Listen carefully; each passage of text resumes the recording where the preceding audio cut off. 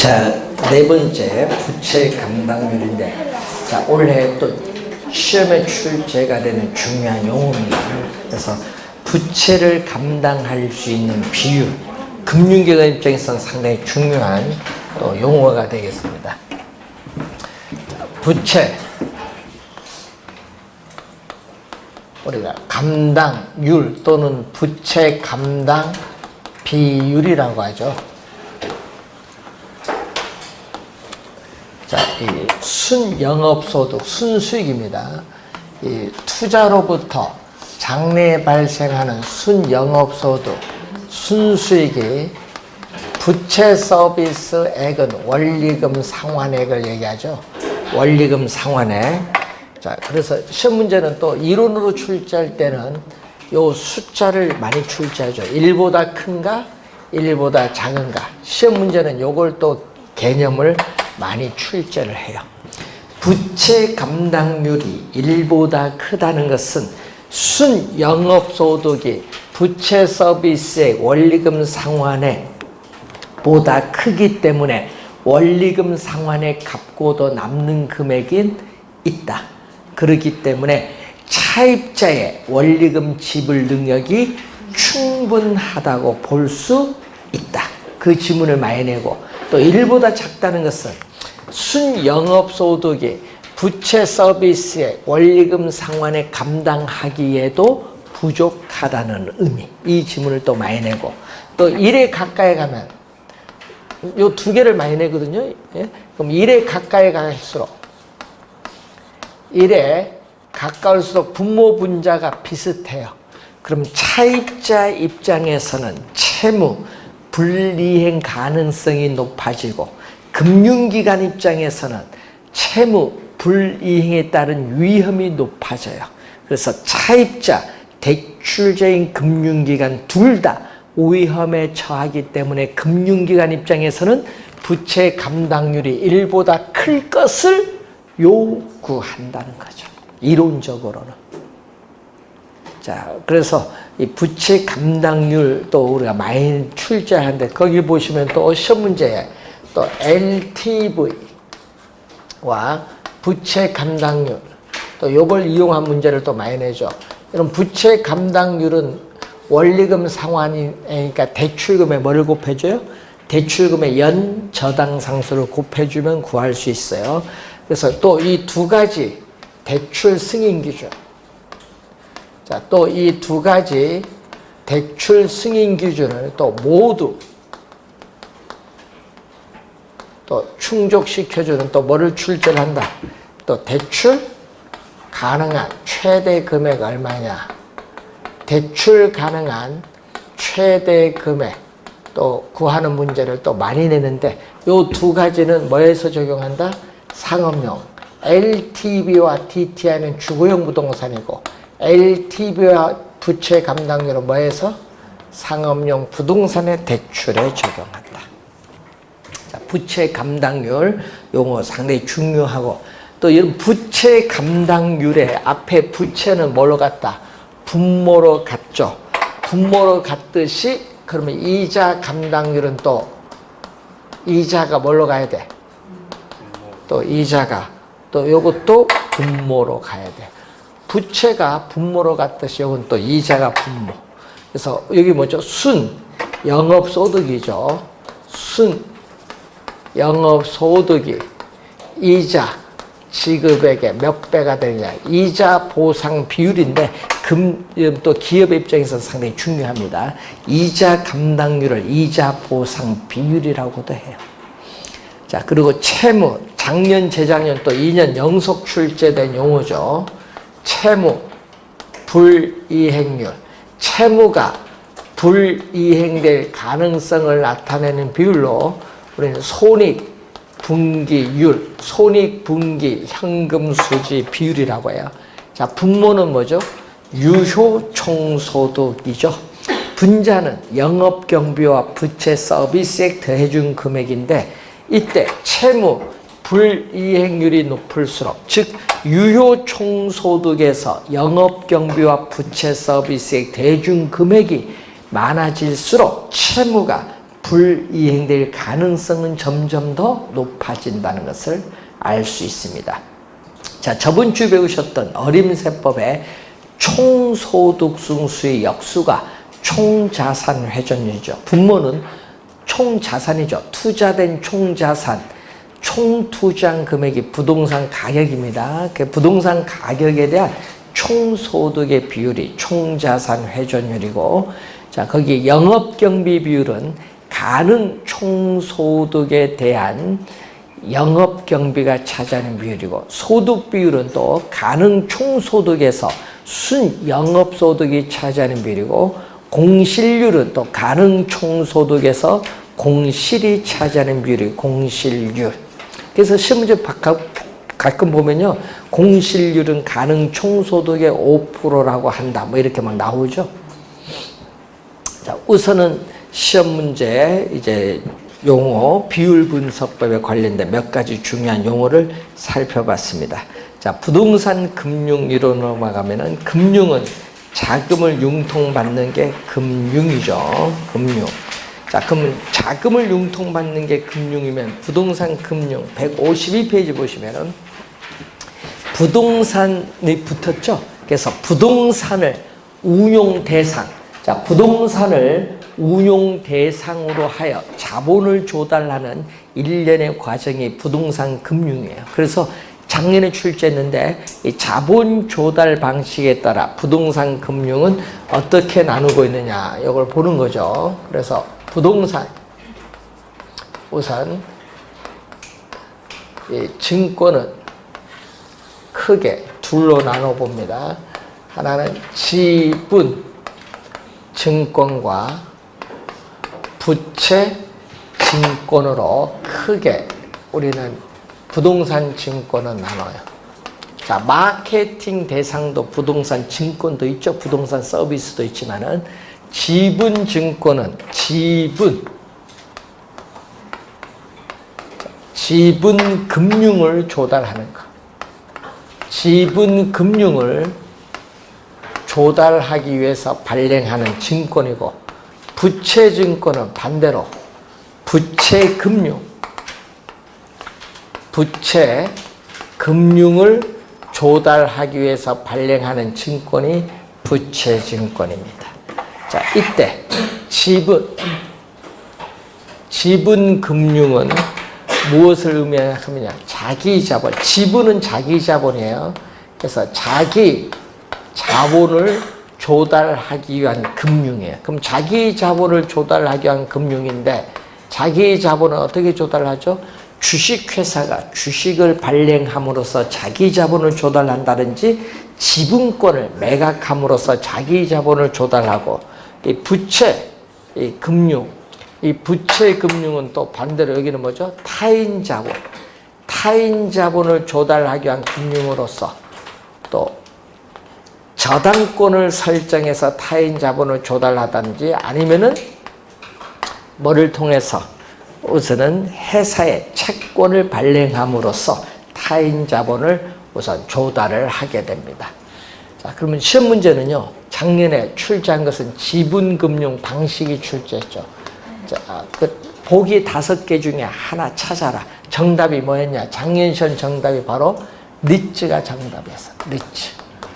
예, 부동산 투자 신탁이라고 불리고 부동산 투자 회사라고 하죠.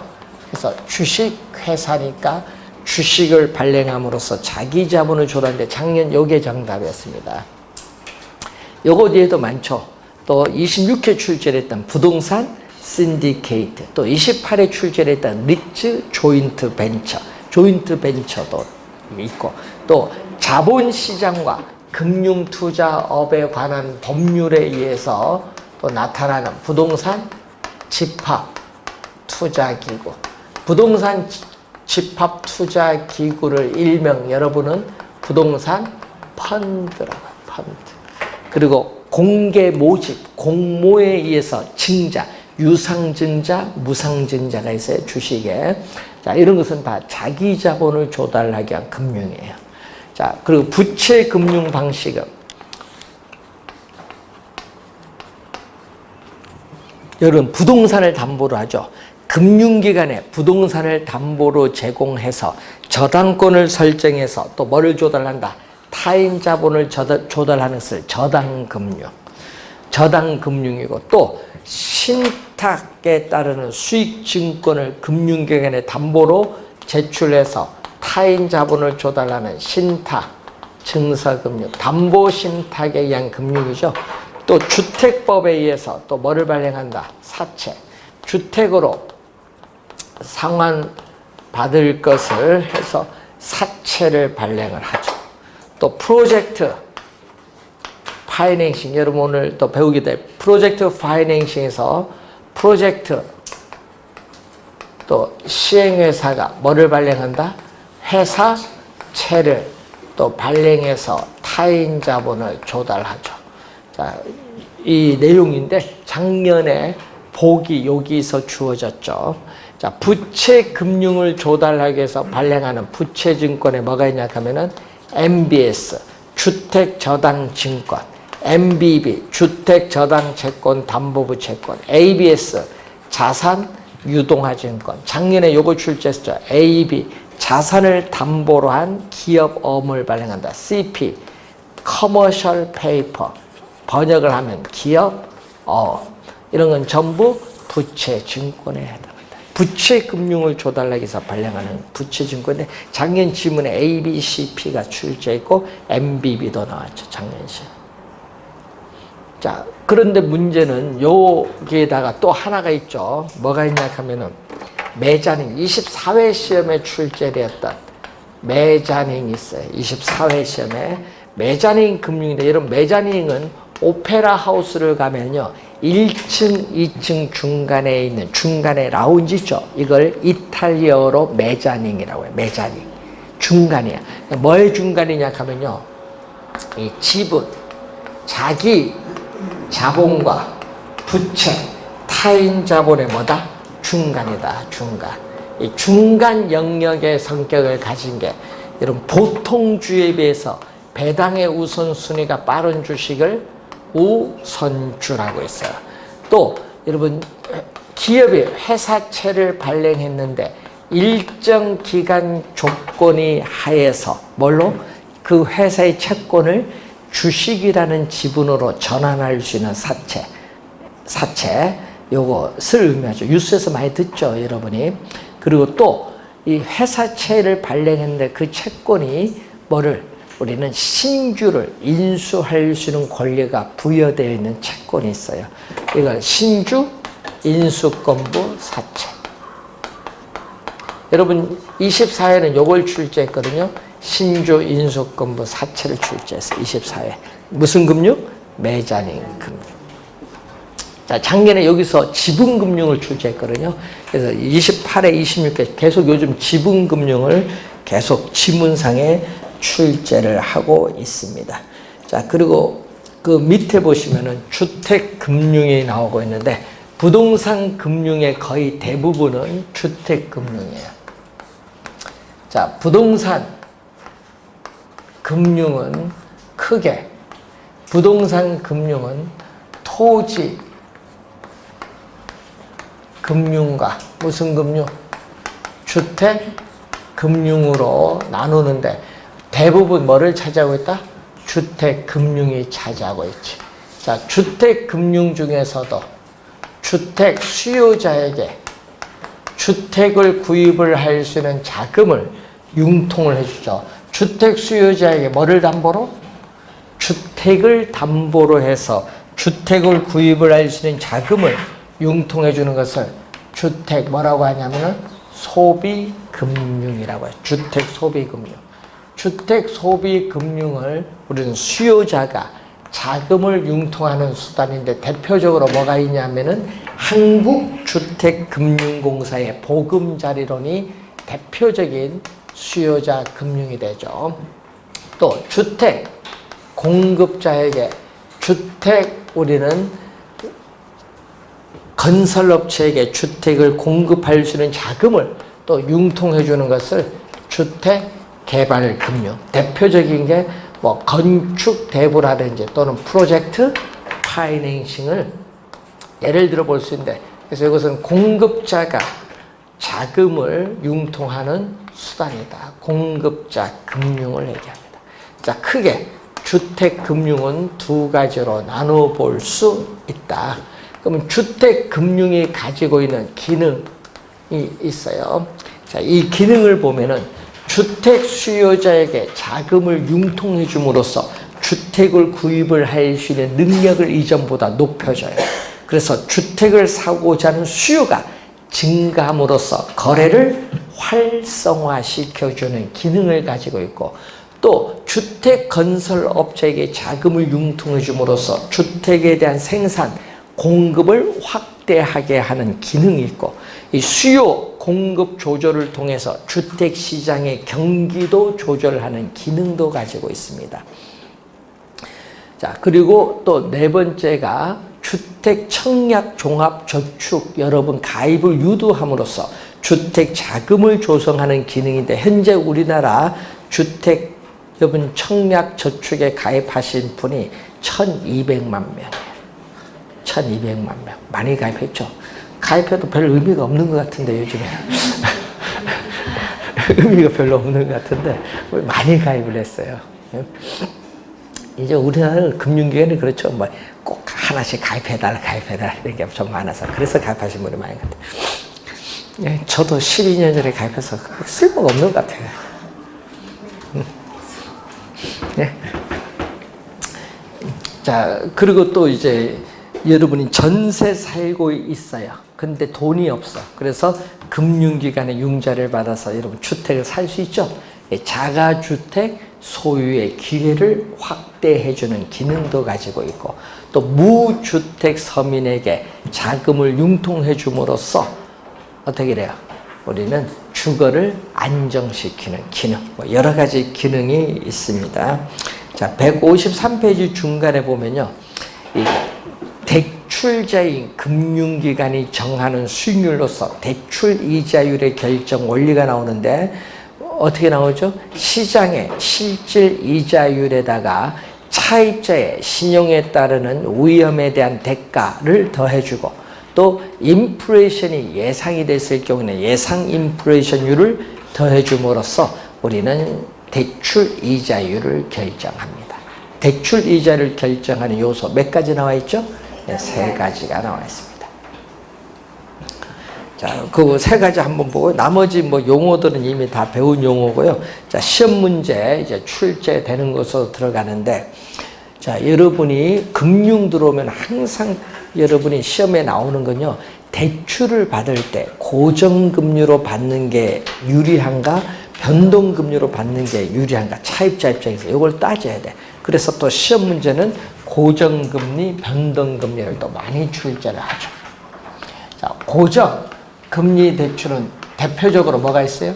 대출 실행일부터 만기까지 금리가 고정되는 대출은 한국주택금융공사의 보금자리론입니다. 우리나라 담보대출의 약 9% 정도 차지해요. 9%. 나머지 91%는 뭐죠? 변동금리 대출입니다. 자, 그러면은 대출 시점에 주택 수요자와 금융기관 사이의 약정한 금리가 대출 중간에 변하지 않고 만기까지 금리가 뭐가 됐다? 고정되어 있는 대출입니다. 자, 이 고정금리 대출에서 시장 이자율이 지속적으로 상승합니다. 시장 이자율이 지속적으로 상승을 해서 뭐보다? 대출 고정금리 대출 이자율보다 높았다. 자, 이렇게 높게 됐을 경우에는 이 차입자 입장에서는 낮은 대출 금리로 돈을 갚으니까 뭐를? 이익을 얻겠고, 대출자는 금융기관입니다. 대출자인 금융기관 입장에서는 손해를 봐요. 왜? 시장 금리가 지속적으로 상승하면은 은행 바깥 외부로부터 자금 조달하는 비용이 계속 상승을 해요. 금리는 대출 금리는 고정되어 있는데, 그래서 손해를 봐요. 이때 시장 금리 상승에 따르는 금리 변동에 따른 위험은 대출자가 안게 돼요. 이 손해는 시간이 점점 경과함에 따라 어떻게 돼요? 대출 기관에 뭐가 악화된다? 수익성이 점점 악화가 돼요. 수익성이 악화가 되기 때문에 대출 금융기관은 고정금리 대출보다는 금리 변동 위험을 차입자에게 전가시킬 수 있는 변동금리 대출을 그래서 선호한다는 거예요. 자, 그런 지문도 자주 출제를 하고요. 자, 요 밑에 있는 지문이 시험에 제일 많이 나옵니다. 요 밑에 있는 지문. 자, 시장 이자율이 지속적으로 하락. 요게 부동은 요게 지금 2년 우리가 25회 6회 정답을 물었잖아요. 상당히 중요합니다. 이게 하락을 하게 돼요. 그러면은 높은 대출 금리로 갚은 어떻게 돼요? 차입자는 손해를 보고 대출자는 뭐들? 이익을 보는데 이때 시장 금리 하락에 따르는 금리 변동 위험은 누가? 차입자가 안게가 돼요. 자, 차입자는 손해를 보니까 손해를 보지 않기 위해서는 주택 수요자 차입자는 손해를 보지 않기 위해서는 만기가 되기 전에 조기 상환을 하겠지. 조기 상환을 만기 전에 변제한다. 어떤 경우? 이 경우인데 이 경우 부동어를 잘 봐야 돼요. 이 경우에 우리는 쌍금리로 융자를 받는 게 리파이낸싱.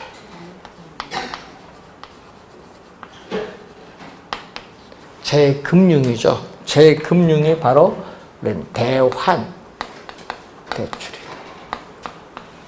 대환 대출. 재금융 대환 대출인데 요걸 통해서 뭘 한다? 조기 상환을 해요.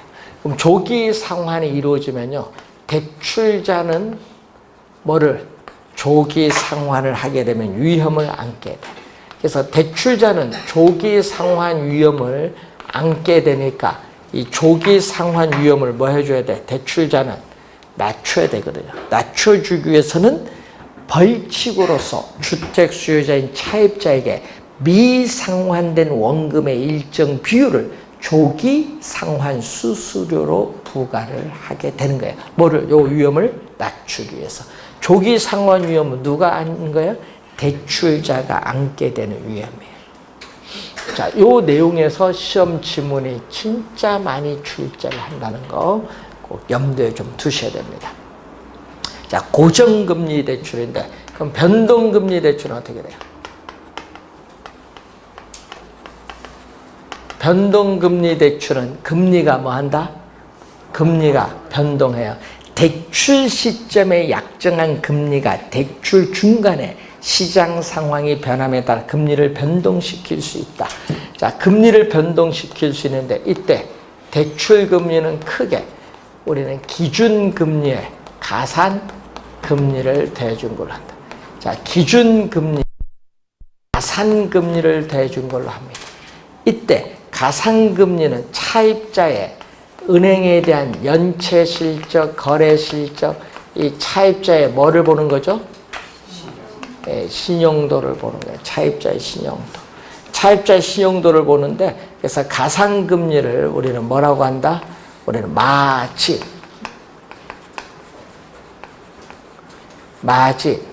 또는 오염 스프레드 또는 오염 가중금리 또 오염 스프레드라고 해요.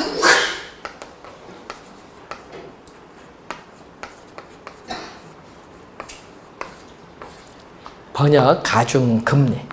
가상금리는 대출 실행 시점에 대출 금리를 결정할 때 필요로 하는 거고, 그럼 대출 중간에 변하는 것은 바로 이 지표가 되는 기존 금리가 변하는 건데 두 가지가 있죠. 2012년까지 적용됐던 CD 양도성 예금증서 금리 이자율 조정 주기는 3개월이니까 1년 내 4번 변동을 합니다. 그리고 또 은행이 외부로부터 자금을 조달하죠. 은행이 또 이 외부로부터 자금을 조달하는데 그 비용은 가중치로 평균을 한 게 자금 조달 비용 지수인데 이 자금 조달 비용 지수를 우리는 코픽스라고 해요. 자, 이 코픽스 금리가 6개월에서 얼마? 1년이 있겠죠. 자, 두 가지가 있죠. 신규 우리는 취급의 기준 코픽스가 있고 잔액 기준 코픽스 두 가지가 있는데, 자, 이때 이 CD 금리가 오르고 코픽스 금리가 오르면 기준금리가 올라서 뭐가 오른다? 대출금리가 올라요. 자, 요즘 뉴스 보니까 뭐 한국은행이 기준금리를 인하를 2, 3분기 이제 조만간 하겠다 하는데, 기준금리가 경제 상황이 어려지니까 기준금리 내린다는 얘기인데, 그러면 뭐가 내려져? CD 코픽스 금리가 떨어지거든요. 그러면 기준금리가 하락해서 여러분의 뭐도 떨어진다? 대출금리로 하락을 합니다. 대출금리. 자, 이 기준금리가 변한다는 걸 항상 염두에 좀 두시면 되겠고, 그래서 대출 실행 시점, 대출 실행 시점에서의 이자율을 보게 되면은 뭐가? 변동 금리 대출이 뭐보다 낮다? 고정 금리 대출보다 낮아요. 그럼 낮은 이유가 뭘까요? 그럼 변동 금리 대출이 고정 금리 대출보다 낮은 이유는 차입자에게 금리 변동에 따른 위험을 어떻게 돼요? 전가시킬 수 있어요. 이 말은 차입자가 금리 변동 위험을 부담하기 때문에 변동금리 대출의 초기 이자율이 낮아요. 자, 그리고 또 이자율 조정 주기. 자, 이자율 조정 주기가 뭐 할수록? 짧아질수록, 이자율 조정 주기가 짧을수록 우리는 차입자와 대출자 간의 우리 중요한 형태가 나타나요. 자, 물가가 지속적으로 상승하는, 자, 물가가 지속적으로 상승하는 인플레이션이 발생을 하면은 화폐 가치는 하락을 하기 때문에 채권자인 금융기관은 손해를 보죠. 손해를 보니까 뭐를 한다? 우리는 금융기관은 대출금리, 변동금리니까 대출금리 인상을 통해서 뭐를? 금리 변동에 따른 위험, 금리 변동에 따른 위험을 누구에게? 대출자는 차입자에게 신속하게 전가, 떠넘겨버려. 신속하게 전가니까 차입자는 뭐다? 그래서 불리하고 대출자는 뭐다? 유리하다. 그래서 이자율 조정 주기가 짧을수록 차입자는 불리하고 대출자는 유리하기 때문에, 반대로 차입자는 그래서 대출 기간이 이자율 조정 주기가 뭐? 긴 것을 선호를 하겠죠. 차입자 입장에서. 자, 시험 지문에 고정 변동, 요걸 두 개를 제일 잘 물어요. 나오면 여기지 뭐. 만약에 출제하면 여기.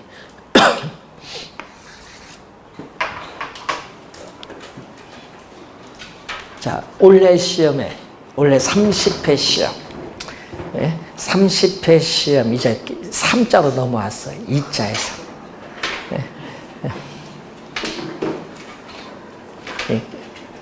저희들은 한 자릿수의 강의를 했는데 벌써 출제위원들도 많이 바뀌었죠. 옛날에 비해서. 우리 중개사를, 공인중개사를 우리 도입을 하셨던, 오래됐죠? 벌써 30회니까 도입을 해서 첫 시험 칠 때가 그제 6만 명 합격을 했을 텐데, 그때는 좋았어요. 그때는 딱 한 달만 공부하면 합격했거든요. 그때는 학원이라는 게 어디 있어? 학원도 있긴 있는데 공무원 학원이지. 근데 그때는 저희들이 대학교에서, 대학교 있죠?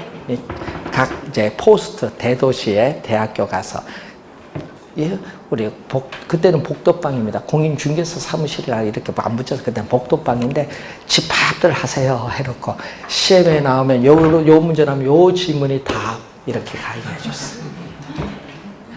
그때 합격 시켜줘야 되니까 6만 명 합격한 거지. 그래서 모든 시험 1년 때 합격을 해야 되는 거예요. 이렇게 어려워질 줄 알았으면은 많이 어려워졌죠. 이제. 그래서 여러분이 옛날에 금융하면은 여러분 그때는요, 이 금융기관에서 웬만하면 대출 해주니까 여러분 신경을 안 썼거든요. 근데 요즘은 신경을 많이 써야 되잖아요. 규제도 많다 보니까. 요즘 대화가 금융의 융자를 받을 수 있냐 없냐 이게 중요해요. 가격이 비싸다 보니까. 그러니까 여러분이 이걸 대답을 좀 해줘야 돼요. 어떤 게 유리한가 불리한가 이런 것도 용어를 좀 알아야 되고, 또 대출을 받으면요 돈을 갚아야 돼. 원금 이자를 갚는데 또 어떤 방식이 유리하고 어떤 방식이 어떻게 좋은가 이걸 상황에 따라 얘기를 해줘야 되는데, 그래서 시험 문제는 매년 출제돼요. 자, 계산 문제 이론. 그래서 요즘 작년에도 2문제, 재작년도 2문제, 하여튼 올해도 만약 금융의 계산 문제 나오면 여기입니다. 뭐 원금 균등, 원리금 균등 여기서 계산 문제를 내고요. 아니면은 이론은 무조건 나와요. 계산 문제 내면 몇 문제? 2문제를 출제합니다. 자, 시험 문제 원래 진짜 나옵니다. 진짜 나온다 해야죠. 신경 쓰겠죠. 자, 원금, 균등, 분할. 자, 원금, 균등, 분할 상환. 약어로 뭐죠? CAL. 말 그대로 원금을 균등하게 분할 상환하는데, 자, 예를 한번 더 볼게요. 자, 예를 들어서, 자, 대출금은 1억 원이다. 네? 대출금 1억 원. 대출기간, 만기다. 만기 20년. 자, 고정 금리로 대출 받았는데, 연 이자율 우리가 5%다. 이렇게 주어지고 다른 모든 조건은 변화가 없다. 그럼 간단히 보는 거죠. 자, 매년. 자, 시험 문제는 이런 걸 잘 봐야 돼. 매년이냐 매월 둘 중에 하나니까 매년 우리가 상환액이냐 매월 상환액이냐. 자, 매년 원금 상환액은, 자, 이런 백화점이나 그런데 할부를 사면은 그때 할부 갚을 때 요거 이용하는 거예요. 할부 갚을 때. 원금 상환액은 대출금 얼마? 대출금 1억 원. 대출금 1억 원에 뭐다? 대출 기간 몇 년? 20년. 나눠주면 돼요. 그러면은 공 하나 없으면 1,000만 원 일어나는 거 500이에요. 그래서 첫 번째 해에 500만 원 갚고, 두 번째 해에도 얼마? 500만 원 갚고, 마지막 만기 몇 년? 20년 차에도 500만 원. 그러니까 요거예요. 원금 균등 분할 상환은 매년 원금 상환액이 일정한 대출이에요. 매년 뭐가 일정하다? 원금 상환액이 일정하다. 그래서 이렇게 나오죠. 원금 상환 곡선은 이렇게 수평선. 원금 상환 곡선은 만기까지 이렇게 500만 원으로 똑같아요. 수평선이다. 수평선. 자, 수평선이 또 되고, 그럼 이자는 어떻게 구해요? 자, 이자를 구할 때는 항상 매 기간마다 융자잔고. 자, 이자를 구할 때는 융자잔고를 다른 말로 미상환된 원금이에요. 미상환된 원금. 대출 잔액입니다. 여기에다가 뭐를 곱해주면 돼?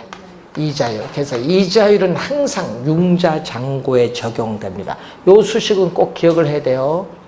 네, 요거. 그럼 지금 첫 번째는 돈 안 갚았으니까 융자잔고는 얼마? 융자잔고는 얼마? 대출금이 얼마? 1억 원. 1억 원에 연 이자율 몇 프로? 5%를 곱해줬더니 얼마? 500만 원. 더해주죠? 더해줬더니 첫 번째 달에 원금 더하기 이자는 얼마? 1,000만 원. 이렇게 구하는 거 내잖아요. 예? 그래서 그럼 이 원금은 변화가는데 이자는 달라져요. 이자는 첫 번째 500만 원 갚았으니까 두 번째 이자를 구할 때는 500만 원 갚았으니까 1억에서 500 빼니까 융자잔고는 얼마야? 9,500에. 첫 번째는 융자잔고 1억인데 돈 안 갚았으니까, 두 번째는 500 갚았으니까 9,500. 9,500이 5% 곱하면 얼마죠? 예? 475만 원. 그럼 3회차는 얼마? 또 500 갚으니까 여기는 얼마? 융자잔고 9,000이니까 450. 250씩 줄어요. 자, 그래서 이자는 처음에 얼마? 500. 그 다음에 475, 그 다음에 450, 425, 250만 원씩 일정 금액씩 줄어드니까 이렇게 우하향하는 직선. 일정 금액씩 감소하기 때문에 우하향하는 직선의 형태가 돼. 우하향하는 뭐다? 직선. 자, 이런 식으로 계산하면 돼요. 자, 그러면은 원리금 상환액은 얼마냐? 자, 원리금 상환액을 다른 말로 저당 지불액 또는 뭐다? 부채 서비스액. 또 가끔 저당 지불액도 나오대. 저당 지불액, 부채 서비스액 같은 말인데, 자, 만기로 가는데 처음에 얼마죠?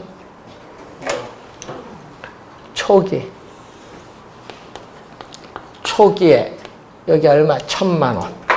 1,000만 원. 1,000만 원. 그 다음에 얼마죠? 975, 950, 925. 점점 얼마? 이자만큼. 원금은 관계없고 이자만큼 점점 원리금 상환액도 이자가 감소하는 만큼 점점 감소해요. 이렇게 여기 CA. 그래서 초기에 원리금 상환액이 가장 많고 기간이 경과할수록 점점 감소하는 방식입니다. 그 지문 또 많이 내고요. 그래서 미래에 소득이 감소할 것으로 예상되는 은퇴 예정자에게 적합한 대출 방식이 뭐다? CAM. 미래에 소득이 감소할 것으로 예상되는 은퇴 예정자에게 적합하다. 이 그림 알면은 모든 지문 다 풀려요. 자, 그러면은 또 여기는 또 뭐가 나오죠? 융자, 잔고, 대출, 잔액. 대출 잔액이 융자, 잔고인데 대출금을 나타내는 선이죠. 자, 처음에 요까지 얼마? 1억이죠. 0은 대출 실행 시점에 대출 얼마 받았어요? 1억. 1억 받았는데 첫 번째 얼마? 이제 500 갚았으니까 9,500. 그 다음에 9,000, 8,500, 500만 원씩 줄어들죠. 일정 금액 500만 원씩 줄어들어요. 그러면 만기가 되면은 돈 다 갚았어. 만기 되면 제로, 전액 갚았지. 우하향하는 직선이 뭐죠? CA. 이렇게 나. 원금 균등 분할상. 백화점 가서 할부 샀다. 그럼 그거 할부 원금 이자 계산할 때 뭐를 이용한다? 원금 균등 분할 상환을 이용한다. 자, 그러면은 계산 잘 봐야 돼요. 그 다음에 작년에 계산 문제 여기서 출제했죠. 원리금 균등 만기까지 대출 기간 내내 이렇게 매 기간 동일한 금액을 상환해 나가는 이 방식을 우리 뭐라고 하죠? CPM.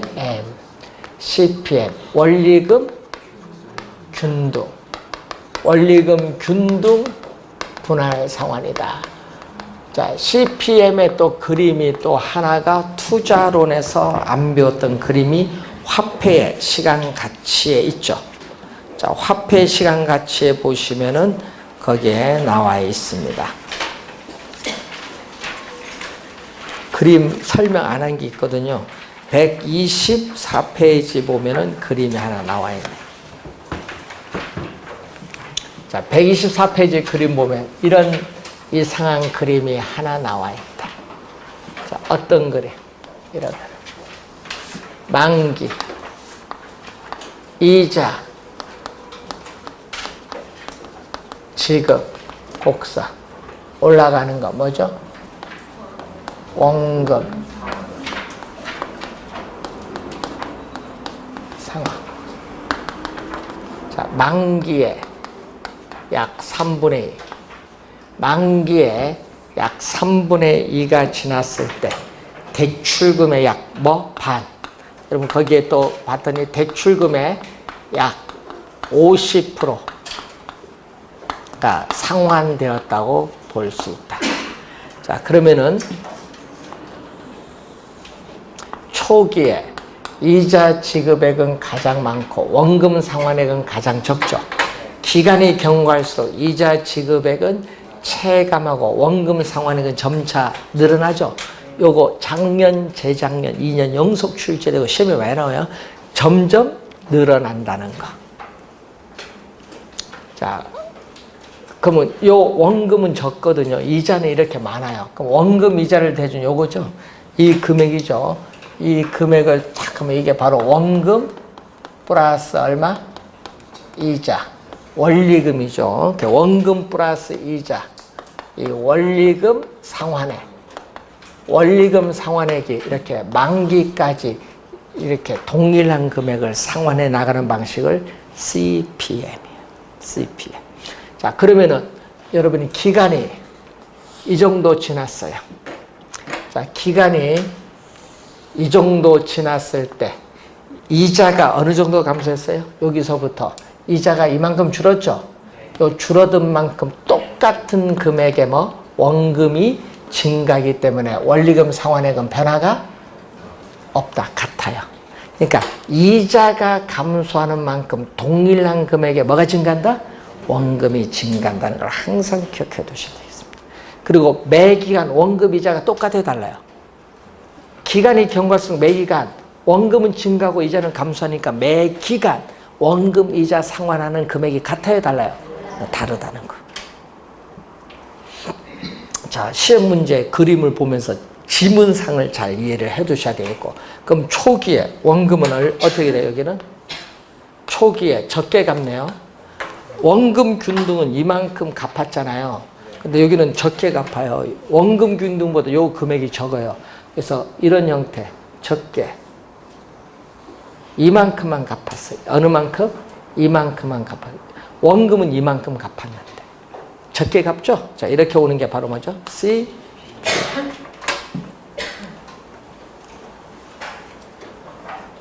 자, 시험 문제, 계산 문제 작년에 출제했잖아요.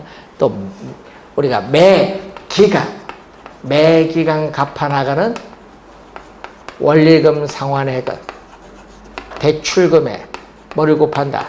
저당 상수인데 만약에 매년이면 연간 저당 상수이고 매월이면 월 저당 상수죠. 하여튼 뭐를 곱한다? 저당 상수. 그러면 원리금 상환액은 똑같아요. 만기까지 요 금액은 똑같다는 걸 명심해 두고 1회차에 얼마냐 얘기지. 1회차 때는 첫 번째 달에 먼저 뭐부터 구해야 돼? 이자부터 먼저 구해야 돼. 이자는 아까도 얘기했지만 공식은 똑같죠. 융자잔고에다가 매 기간 융자잔고에다가 이자율을 곱하면 구할 수 있고, 그럼 원금 상환액은 원리금 상환액, 요거 금액은 구해놨으니까 원리금 상환액에서 뭐를 빼면 첫 번째 여기 구한 요 이자죠. 요 이자를 여기 들어오면 돼요. 그러면 나오죠. 그러면 2회차는 어떻게 구하냐? 그 2회차 구할 땐 또 뭐부터 구해야 돼? 또 이자. 그럼 이자를 구할 땐 또 융자 잔고니까 여기 대출금에 여기서 원금 있죠? 요걸 뺀 게 융자 잔고가 들어오는 거예요. 그래서 작년 시험에 뭐를 구한 거야? 작년 시험에는 2회차 원금과 3회차 이자 구하라 출제했어. 그래서 이게 계산은 어렵진 않은데 시간이 좀 걸려요. 전자계산기 뚫어야 되는 거예요. 원리가 이렇게 해석하는 겁니다. 그럼 작년에는 원리금 균등 출제했고, 그럼 재작년 28회, 26회는 원금 균등 계산 문제, 26회 8회는 여기, 29회는 여기, 30회는 이제 여러분 두 개 다 물어. 두 개 다 물어요. 어떻게? 원리금 균등, 원리금 상환액 얼마 나오겠죠? 요거 곱하면 얼마 나오잖아요. 요 금액. 그럼 여기서 원금 이자 더해준 요 금액 구할 수 있죠, 요거. 그 금액 첫 번째 차액 얼마냐? 그럼 두 개 다 이해하는지 여부를 묻는 거예요. 그러니까 첫 번째 차액 얼마? 요거 구하는 거예요, 요거. 요 차액이 얼마냐? 요걸 구하는 걸 출제할 수 있다.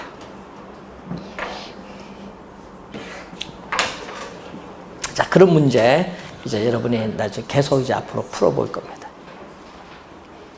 출제 뭐 될 거 알면서 이제 그 푸는 연습 몇 번 하에 가면 돼요. 근데 해석이 안 돼서 막 이제 아직 거치기가 나오면 또 거치기가 해석이 안 될 수도 있어요.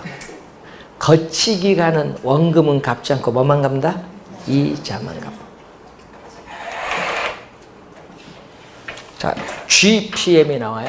GPM은 원리금 상환액을 처음에는 적게, 그 다음에 인플레이션을 어떻게 돼? 반영해서 점점 원리금 상환액 부담을 점점 이렇게 높게 가는데 한 6년 차부터는 원리금 균등보다 높게 가요.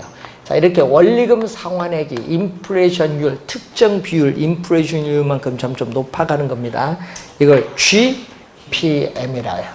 GPM은 원리금, 요거는 체증식. 자, 원리금 체증식 상환 방법인데 이것을 우리는 점진적으로 증가한다. 점증 상환 대출이에요. 그래서 GPM은요, 미래에 소득이 증가할 것으로 예상되는 젊은 소득계층에게 유리한 상환 방식으로서 주택 보유 예정 기간이 어떻게 돼? 짧은 사람에게 유리해요. 원리금 상환액 부담이 낮으니까 초기에는. 자, 그래서 GPM은